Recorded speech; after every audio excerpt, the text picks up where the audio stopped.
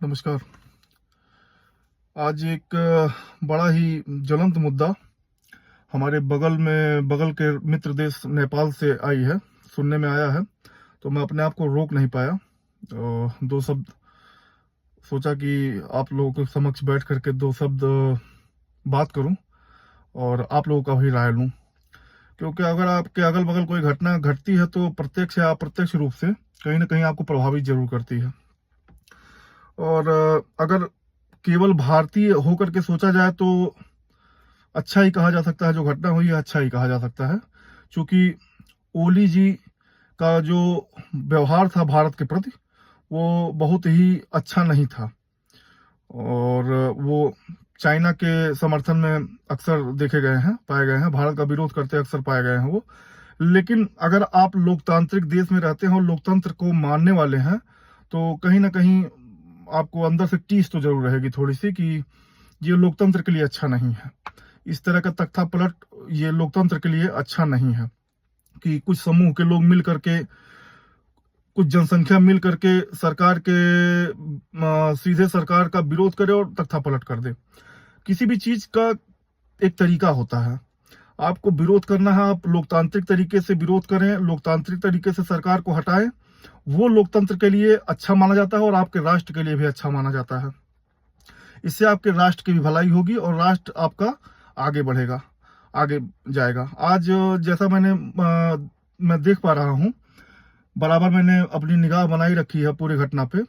चूंकि हम लोग एकदम बगल में ही हैं, मुश्किल से मुश्किल 3 से 4 किलोमीटर के अंतराल पे हम लोग रहते हैं, हम लोग का घर है।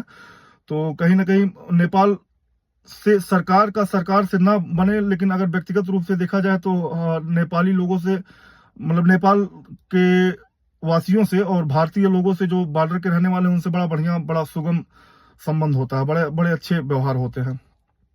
लेकिन जो मैंने उग्र स्वभाव देखा वो नेपालियों का व्यवहार नहीं लगा मुझे, वो नेपाल के लोगों का व्यवहार नहीं लगा। चूंकि नेपाल के लोग बड़े ही सुलझे हुए और बड़े ही शांत स्वभाव के होते हैं।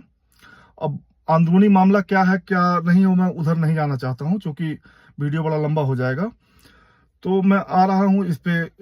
एक लोकतांत्रिक देश को हमेशा इस तरह के कू से, इस तरह के तख्ता पलट से बचना चाहिए।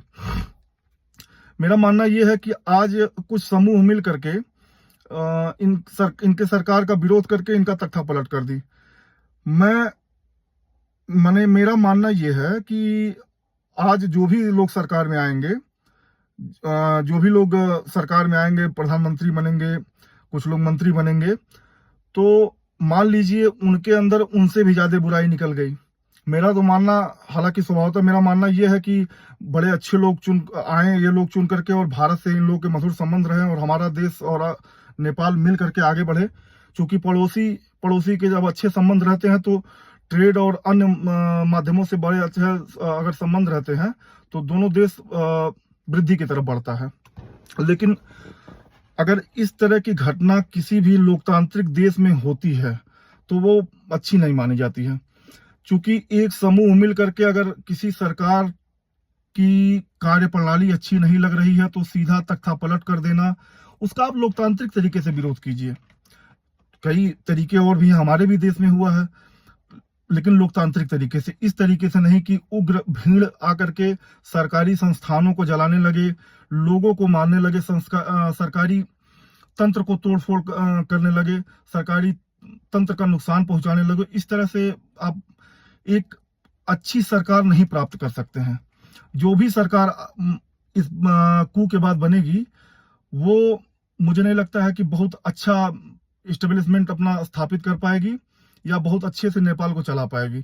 क्योंकि आज जो समूह इस सरकार का विरोध की है तो कल को एक समूह और तैयार हो जाएगा, उसी के पैरेलल एक समूह और तैयार हो जाएगा, कल को इस सरकार का विरोध करने लगेगा फिर। तो इससे आपके देश का जो उन्नति है वो खत्म होगा।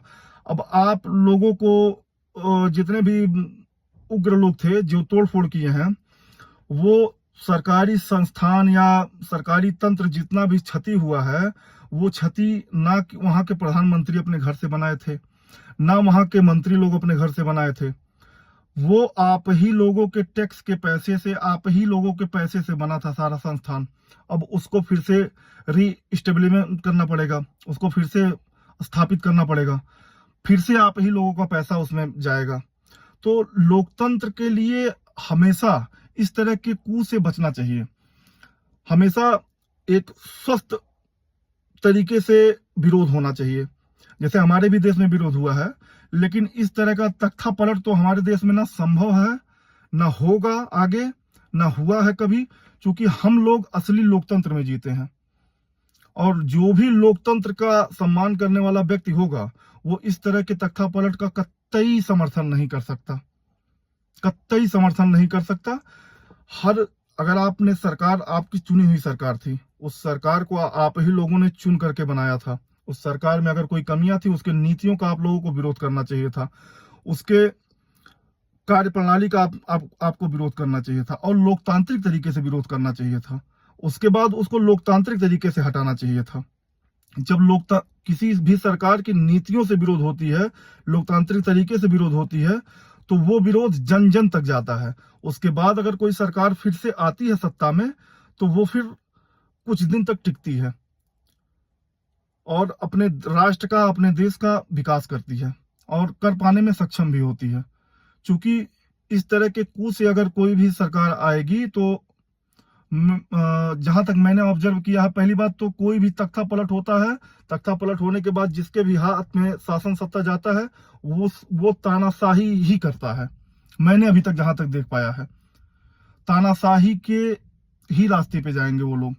और अगर तानाशाही के रास्ते पे नहीं जाएंगे, मान लीजिए बहुत अच्छा सरकार चला रहे हैं, लेकिन एक समूह को नहीं खुश कर पा रहे हैं, फिर वो कल को वो समूह फिर से इसी तरह का रास्ता अपनाएगा, इसी तरह का रास्ता अपना करके फिर इस सरकार का विरोध करेगा, फिर सरकारी तंत्रों को जलाएगा, फिर वहां के सरकारी संपत्तियों का नुकसान करेगा, फिर वहां की सरकार जो नई बनेगी फिर उसको उसी तरह से बनाएगी। तो इससे आपका ही विकास मार्ग रुकेगा, नेपाल का ही विकास रुकेगा। और नेपाल धीमे धीमे विकास की ओर अग्रसर था, मुझे जहां तक समझ में आ रहा था। और इस तरह के कू का कतई भी कोई भी लोकतांत्रिक देश या लोकतांत्रिक नागरिक कतई समर्थक नहीं हो सकता है। मैंने अपना राय दे दिया, और आप लोगों से भी राय जानना चाहता हूं आप लोगों का। नमस्कार।